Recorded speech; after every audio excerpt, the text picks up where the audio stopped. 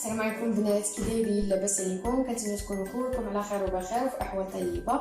مرحبا بكم معايا في قناتي عالم سيداتي مع وفاء. فيديو جديد وصفه جديده ان شاء الله. الوصفه ديالنا اليوم كيف ما كتشاهدوا معايا دوناتس اللي كيجيو زوينين بزاف وديدين وساهلين. فريمون كيجيو زوينين هكا البوتي مع شويه ديال القهوه.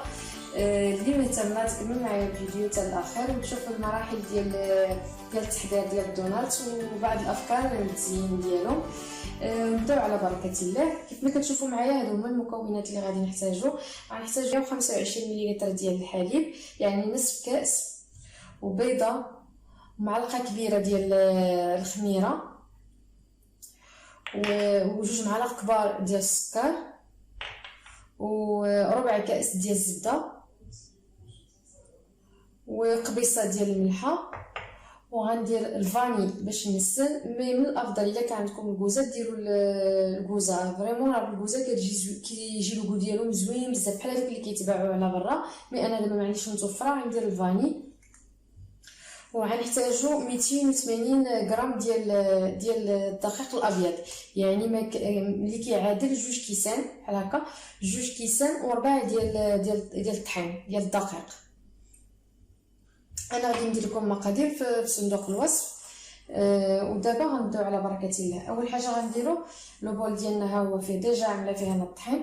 غنديرو هاد النواشف ديالنا، الخميره، وندير السكر، وعندي قبيصه ديال الملحه،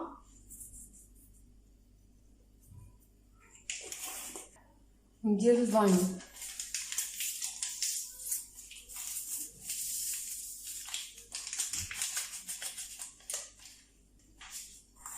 غناخد فرشيطه ونحرك هاد النواشف اللي عندي كامله، هاد المقادير كامله بهاد الطريقه هادي.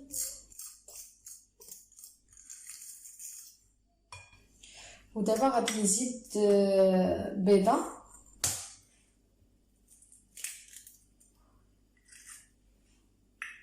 وغادي نزيد الزبده. وتقدر يعني ما ديروهاش مذوبه، يعني الا كانت غير في الحراره ديال المطبخ خدموا بها هكاك. نخلط هاد الشيء هذا بحال هكا،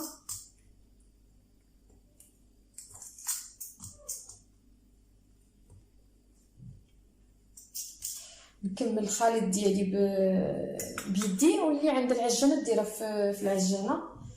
ونكملوا العجين ديالنا بهذه الطريقه هذه.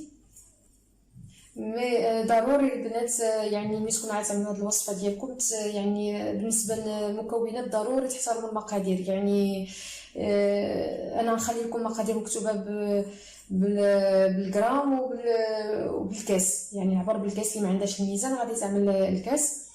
يعني ضروري تحترموا المقادير باش يجيكم الدوناتس ديالكم زوينين.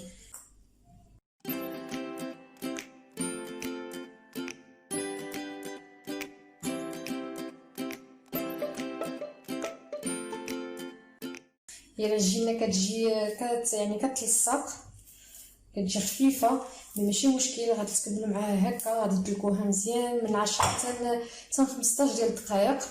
ضروري انكم تدلكوها مزيان. غندير على سطح العمل باش نخدمها شي شويه مزيان.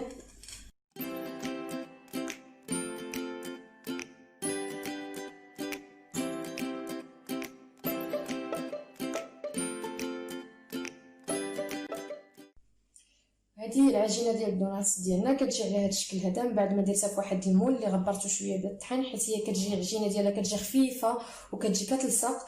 ضروري تغبروها ولا تكون مدهونه شويه بزيت شويه، المهم باش ما يستغلكمش في المول. وتخليوها يختمر، تغطيوه بالبلاستيك الغذائي يعني لمده ديال واحد الساعه. هذا بالنسبه لي كان الجو يعني شويه سخون، يعني في الصيف كيكون الحراره نخليوه واحد الساعه كافيه انه يختمر. مي الا كان البرد خصو من ساعه ونص حتى 2 ديال السوايع، لان هذا العجين هذا كتكون الاختمار ديالو كيكون شويه بطيء. لذا غادي نخليوه ساعه ونرجع معكم باش نشكلوا الدونات ديالنا. وهذا العجين ديالنا من بعد ما خمر، عجين الدوناتس بعد ما خليته ساعه تخمر لي مزيان. دابا الحل يعني دافي، الحل سخون، يعني ساعه كافيه انه يخمر. غادي ندير شويه ديال الطحين على سطح العمل باش ما يلصقناش، غير شويه بحال هكا.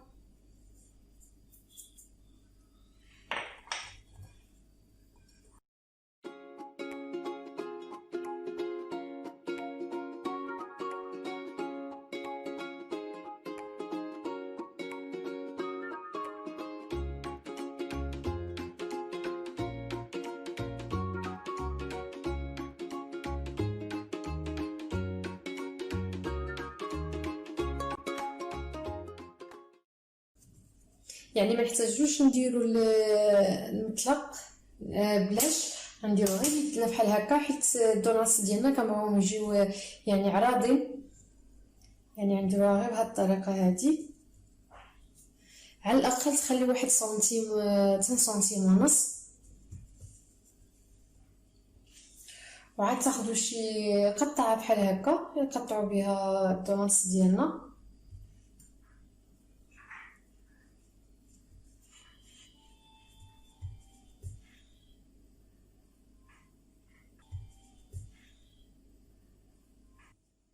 وغنكملو بنفس الطريقه. هاد يعني هاد العجين هذا، هاد الكميه هادي اللي درنا ما كيخرجولناش، يعني كيخرجوا غير 6. يعني الا بغيتو تعملوا كتر غادي تعملوا العجينه، عاد ديروا المقادير مدوبلين، يعني عاد ضعفوا المقادير. ودابا ناخذوا شي قطعه اللي نقطعوا بها من يعني من الدونات ديالنا من الوسط، غنديروا فيها هكا بحال هكا. انا خديت بحال هادي، غادي نديروا فيها شويه ديال الدقيق بحال هكا، وغادي ترشموها بعدا في الاول، شوفوها واش في الوسط ولا لا، وتقطعوها على هاد الطريقه هادي. الجهه الثانيه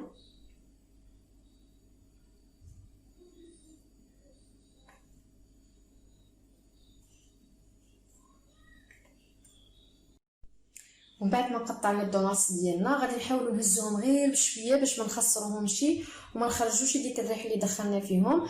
غادي نحاولوا غير بشويه نهزوهم ونديروهم على الورق ديال الورق ديال الطبخ. واش باينين ولا لا؟ بحال هكا. انا قطعتهم على هذا الشكل هذا باش ملي نبغيو نطيبوهم في الزيت، يعني ملي نبغيو نقليوهم ما لقاوش صعوبه اننا نهزوهم وما نخسروهمش. يعني كان من الافضل تقطعوا الورق ديال الطبخ على هذا الشكل هذا، يعني مربعات، وديروهم باش تحطوا عليهم الدونات ديالكم باش ملي تبغيو طيبوهم يعني تقليوهم ما يتخسروكمش، يساعدوكم باش يجيو مزيانين. دابا نكملوا على هذه الطريقه هذه.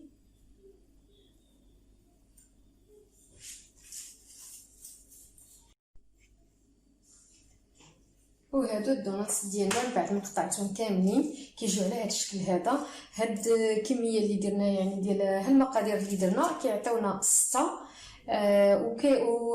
وهادو اللي قطعناهم من الوسط كيجيو على هذا الشكل هذا، كما كتشوفوا معايا كيجيو على هذا الشكل هذا. والعجين اللي بقى لي قطعته حتى هو على هذا الشكل هذايا، يعني ما نضيعو حتى شي حاجه، كلشي نستغلوه.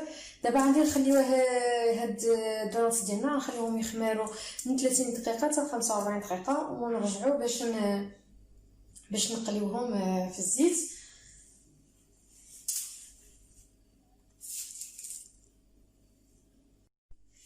ودابا ندوزو باش نوجدو كليز دوناتس اللي كيتوجد بهذه الطريقه هذه. اللي كنحتاجو فيه كاس ديال السكر الناعم، كناخذوا كاس ديال السكر،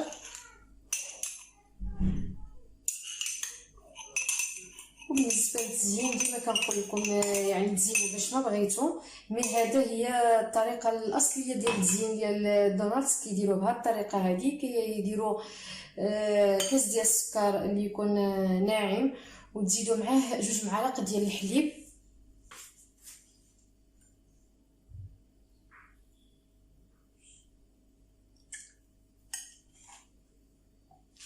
غتحركوه مزيان.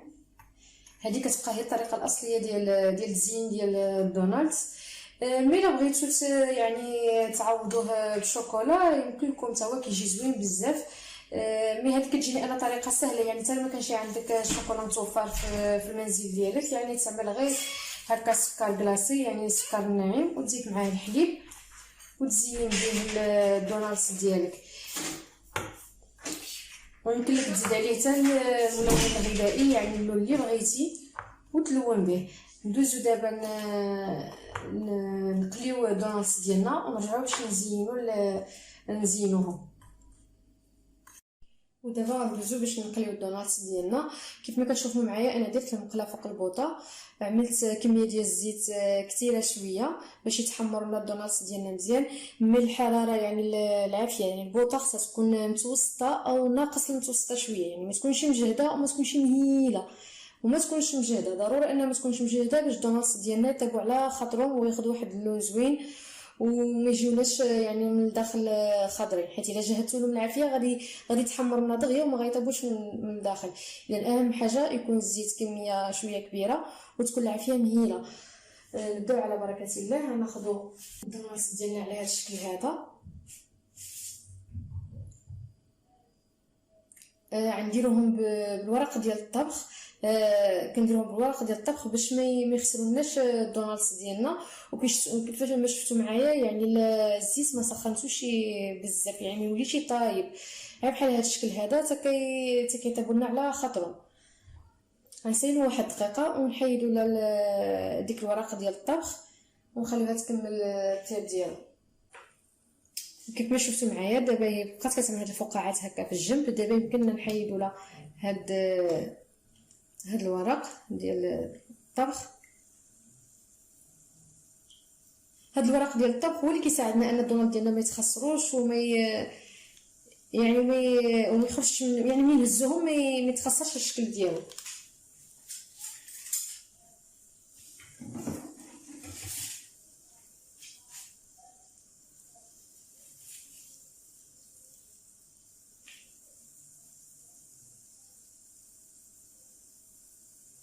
كياخذوا لنا بين 2 حتى 3 ديال الدقائق من الجهه، يعني نخليوهم هكا 2 ديال الدقائق حتى 3 ونقلبوهم على الوجه الثاني. مي قبل ما نقلبوهم خص ضروري ندير لهم شويه ديال الزيت على وجههم بحال هكا باش ملي نبغيو نقلبوهم فرشيطه ما يخسرناش الوجه ديالو. وتاكدوا ديما بان يعني العافيه ديالنا تكون مهيله.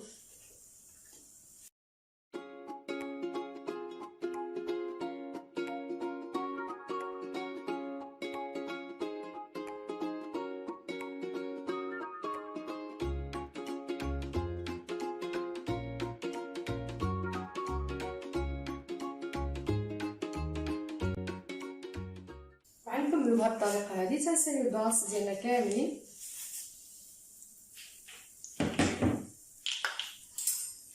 ونرجع معكم باش نشوفوا الطريقه ديال التزيين ديالو.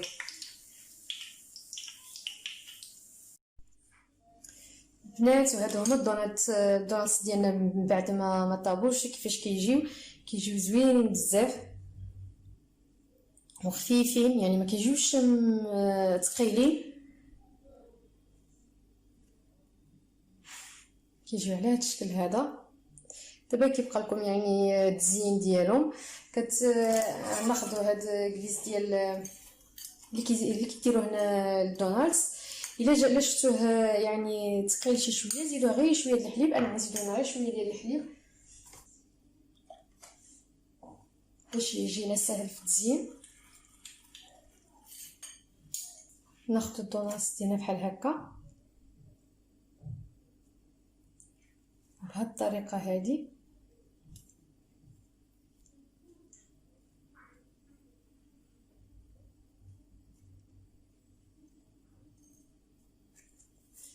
كيجي بهذه الطريقه هذه. ولا بغيتو تزيدوا يعني تزيدوا كوش وحده اخرى يعني يجيكم ديك هذا الوجه هذا يجي تزيدوا تخليوه يبرد شويه وترجعوا عاوتاني تزيدوا كوش وحده اخر. وكيف ما قلت لكم كيبقى لكم يعني الحريه في التزيين. انا غادي ندير هاد الكليز هذا غادي نزيدو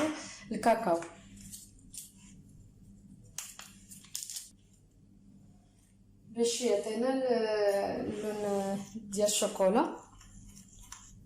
ويمكنكم ديروا اي لون بغيتو، يعني ديروا الغوز، ديروا بلو سيال، يعني الملونات الغذائيه تستخدموها حتى هي.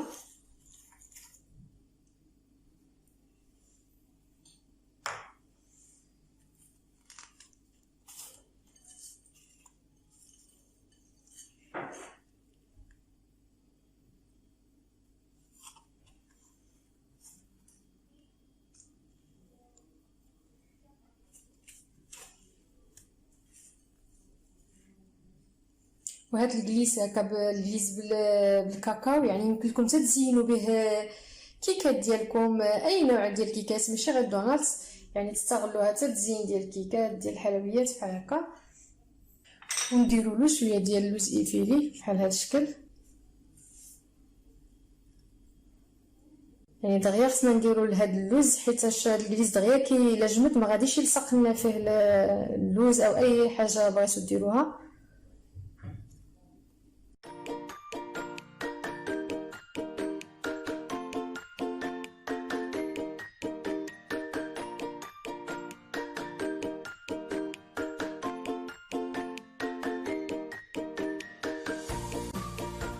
بالنسبه لهادي غناخذ هاد الجليز غنخففو شي شويه ها،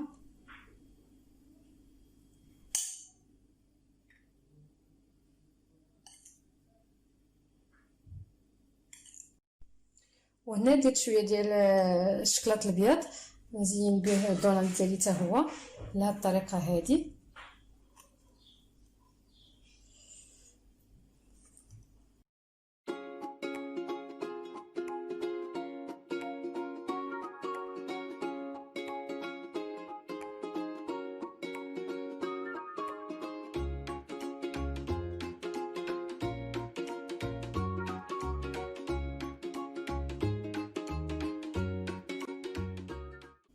وكما كنقول لكم دائما، يعني التزيين كيبقى على داكشي اللي كيعجبكم وداكشي اللي متوفر عندكم في البيت.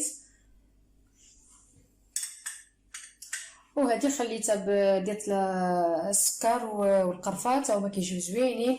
نتوما كتعرفوا بان الاطفال يعني كيبغيو هادشي بحال هكا.